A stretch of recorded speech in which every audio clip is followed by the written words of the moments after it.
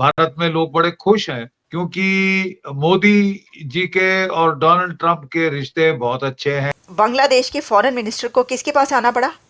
India के foreign minister के पास आना पड़ा उसको, क्योंकि कटोरा खाली है। बिल्कुल बेटा, ये 110% बात उसने सही की है। और इस बरे सगीर के जो मामलात हैं उसमें उन्होंने ऐसी ऐसी ब्लंडर्स मारी हैं कि वो पाकिस्तान को शर्मिंदगी का बायस बना रहा है आज तक।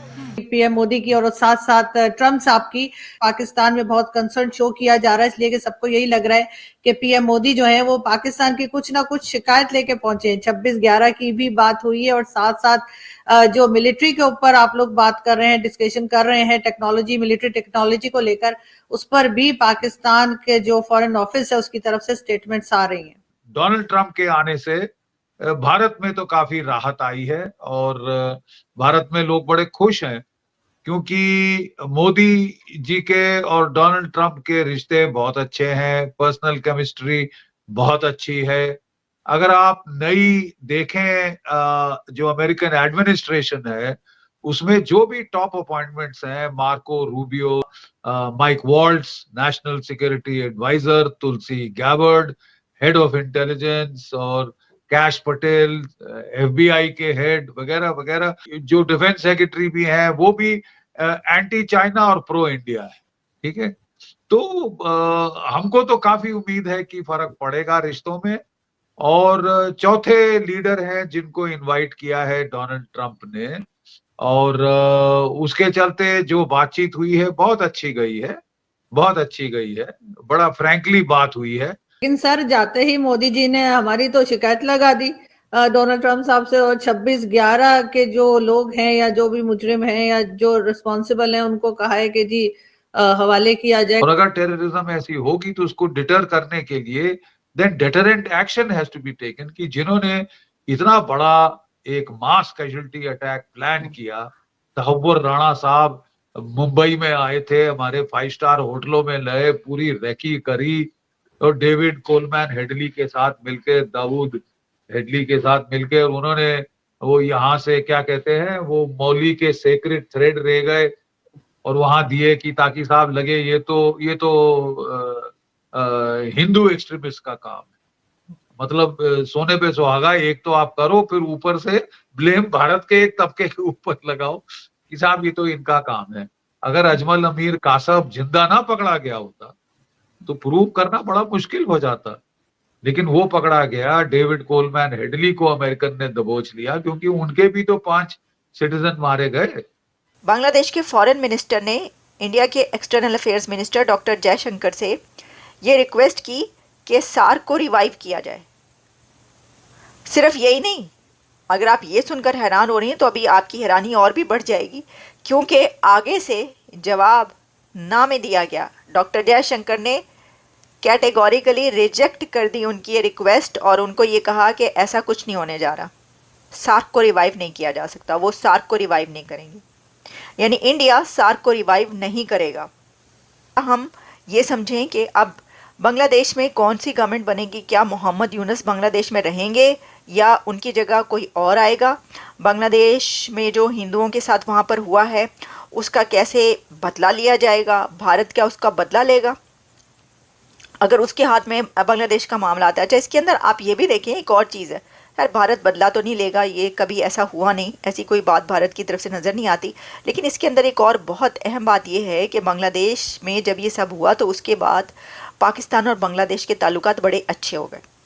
भाई भाई बिछड़ा भाई, कुंभ के मेले में जो भाई बिछड़ा था 12 साल पहले वो मिल गया। वैसे 12 साल नहीं, वो कतर में गुम हुआ था, तो वो कहा जाने लगा कि ये तो मिल गया। अब आपको पता है कि वहाँ पर दोनों कंट्रीज़ के बीच बहुत से एग्रीमेंट्स भी हुए और दोनों कंट्रीज़ के बीच ट्रेड भी और जो रास्ते हैं वो भी खुल गए हैं। काफ़ी चीज़ों में जो है उन्होंने आसानियाँ पैदा की हैं। लेकिन अब क्या होगा? क्या अभी भी बांग्लादेश और पाकिस्तान के रिलेशन जो हैं वो वैसे ही दो बिछड़े भाइयों जैसे रहेंगे या अब फिर से वही कुछ हो जाएगा जो पहले था? क्योंकि अब अगर अमेरिका ने बांग्लादेश का इशू इंडिया पर छोड़ दिया है और अब इंडिया के हाथ में, इंडिया के कंट्रोल में है बांग्लादेश, अगर ऐसा है कि बांग्लादेश इंडिया के कंट्रोल में होगा तो क्या वो बांग्लादेश को पाकिस्तान के साथ इतने अच्छे रिलेशंस रखने देगा?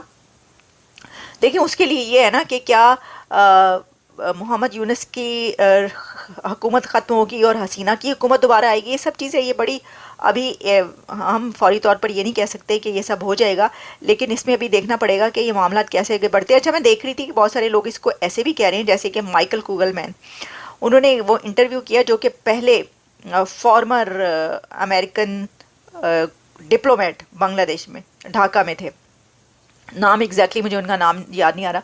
तो उन्होंने कहा कि जी ये जो उन्होंने बात ये कही कि I will leave Bangladesh to PM Modi, इसका मतलब ये था कि मैं इस क्वेश्चन का जवाब नहीं दूंगा बल्कि पीएम मोदी इस क्वेश्चन का रिप्लाई करेंगे। कि वो जो वहाँ पर प्रेस चल रहा था या जो प्रेस कॉन्फ्रेंस थी उसके अंदर जो ये बात हुई वो इस पैराए में हुई है, या इसका मतलब ये है कि उन्होंने, प्रेसिडेंट ट्रंप ने उस क्वेश्चन को रिप्लाई नहीं किया बल्कि वो आगे पीएम मोदी पे छोड़ दिया कि वो इसको रिप्लाई करेंगे। उनका ये कहने का मतलब ये था। अब देखिए, अगर तो उन्होंने ये, वैसे तो प्रेसिडेंट ट्रंप कोई बात, कोई मसला दूसरे पे छोड़ते नहीं यानी वो ऐसा होता नहीं है कि उनको किसी सवाल का जवाब ना आए, वो जवाब देते हैं, सबको ठीक ठोक बजा के जवाब देते हैं।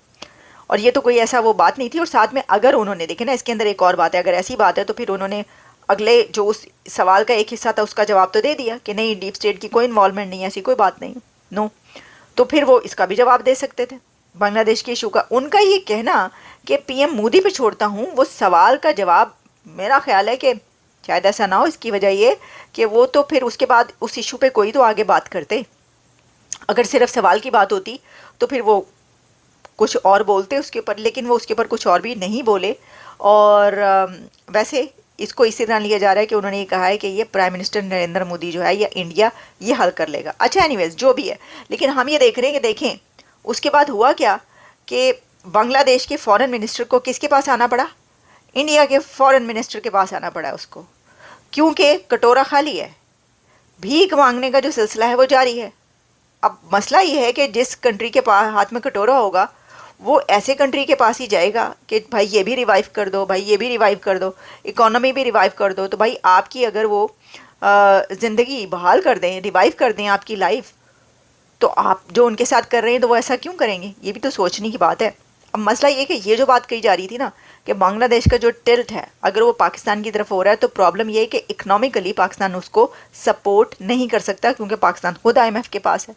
दो आईएमएफ में रहने वाले कंट्रीज़, जो दो कंट्रीज़ आईएमएफ से पैसा लेकर अपनी इकोनॉमी चला रहे हैं, वो कैसे एक दूसरे को सपोर्ट कर सकते हैं। हाँ, दूसरी और बहुत सारे तरीके सपोर्ट करने के, लेकिन सबसे बड़ी बात जो है वो तो, वो कहते हैं ना, शह रग है जी, रीढ़ या रीढ़ की हड्डी, वो क्या है, वो इकोनॉमी है, पैसा है। भाई पैसा पैसा क्यों करती है, पैसे पे क्यों मरती है, पैसे के बगैर कुछ भी नहीं होता। पैसा ही सबसे बड़ी हकीकत है इस दुनिया की। और अगर इन कंट्रीज़ के पास पैसा नहीं है, बांग्लादेश के पास, तो फिर मुंह उठा के आप क्या करेंगे इंडिया के पास जाके कि सार को रिवाइव कर दे। क्योंकि सार को रिवाइव करने की रिक्वेस्ट जो उन्होंने उनसे जाके की वो इसीलिए की कि हमारे पास तो पैसा ही नहीं, आप ही कुछ कर दें।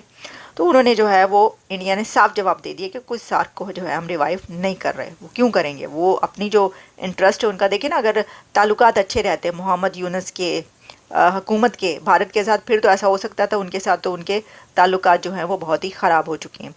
तो ये है बांग्लादेश का मामला। लेकिन जैसा मैंने आपको कहा कि ये आने वाले दिन बताएंगे, ये हमें पता चलेगा कि क्या बांग्लादेश जो है वो अब उसका जो भी रिजॉल्व करना है और जो भी सूरत हाल निकलनी है वो भारत उसके अंदर खुद ही करेगा, या उसमें कोई कॉन्फ्रेंस होगी, कोई समिट होगी और भी लोगों को बुलाया जाएगा, या ये कि मोहम्मद यूनुस जो इस वक्त उसको कर रहे हैं वही इसको आगे लेकर चलेंगे और अमेरिका इसके बारे में कुछ और अभी आगे चलकर इस बारे में कुछ और कहेगा, या क्या होगा। तो ये हमें जो है अगले कुछ दिनों में पता चलेगा। एनीवेज, अभी तक हमने कहा कि ज़रा इसके ऊपर बात कर ली जाए कि प्रेसिडेंट ट्रंप ने कहा है कि I will leave Bangladesh to PM Modi. इजाज़त दें, फिर मिलते हैं।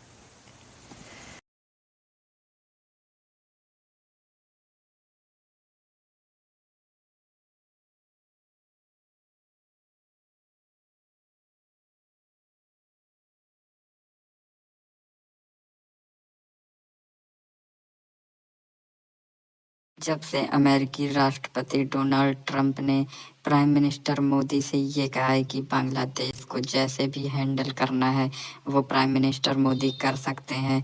वो इंडिया के ऊपर है, वो जैसा भी बिहेव करना चाहे बांग्लादेश के साथ, क्योंकि बांग्लादेश नेबर है इंडिया का और इंडियन सब कॉन्टिनेंट में भारत ही सबसे बड़ी पावर है। तो इस वजह से भारत के पास ये हक है कि भारत बांग्लादेश को मैनेज कर सकता है अपने इंटरेस्ट के मुताबिक। तब से लेकर अब तक पाकिस्तान और बांग्लादेश दोनों में पैनिक की सिचुएशन है और उसका रीज़न ये है क्योंकि जब दुनिया की सबसे बड़ी शक्ति अमेरिका ने इस मामले में भारत का साथ देना स्टार्ट कर दिया है तो पाकिस्तान और बांग्लादेश जैसे कंगाल देश कुछ भी नहीं कर सकते भारत के आगे। और अब भारत वही करेगा जो भारत के इंटरनल सिक्योरिटी और नेशनल इंटरेस्ट को सूट करता हो। और साथ ही साथ पाकिस्तान ने काफ़ी ज़्यादा अपनी स्ट्रैटेजिक इन्वेस्टमेंट भी कर दी थी बांग्लादेश के अंदर, जो कि अब बेकार होने वाली है। और साथ ही साथ बांग्लादेश की भी जो इकोनॉमिक सिचुएशन है वो दिन प्रतिदिन खराब हो रही है और वो उसी हाल में पहुंचने वाले हैं जिस हाल में पाकिस्तान है। तो ऐसी सिचुएशन में इस समय इंडिया बहुत ही पावरफुल दिख रहा है और इंडिया अब शॉर्ट कॉल करेगा और जैसा इंडिया बोलेगा वैसा ही बांग्लादेश को करना पड़ेगा और पाकिस्तान को मुंह की खानी पड़ेगी।